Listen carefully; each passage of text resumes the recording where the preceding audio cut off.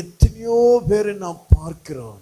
அவர்களுக்காக நாம் தேவ சமூகத்தில் கண்ணீரோடு அழுகிறவர்களாக இருக்கணுங்க. பாரத்தோடு, ஐயோ, உபவாசத்தோடு நாம் தேவ சமூகத்தில் அழணும், முழங்கால் படியிடணும். கிறிஸ்தவர்களா இருப்பாங்க, ஆனா சத்தியத்தின் வழியில் நடக்க மாட்டாங்க. பிள்ளைகள் பெற்றோருடைய வார்த்தைக்கு கீழ்ப்படிய மாட்டாங்க.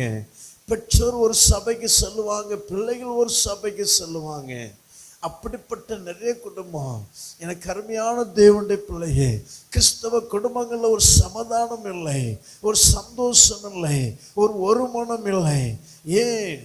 ஒரு ஆத்மா பாரம், ஒரு ஆத்மா தாகம் நமக்குள் இல்லாதபடினால பிசாசான பலவிதமான கிரியைகளை செய்து தேவனுடைய அன்பை விட்டு பிரிக்க முயற்சிப்பான். எனக்கு அருமையான தேவனுடைய பிள்ளையே, நமக்கு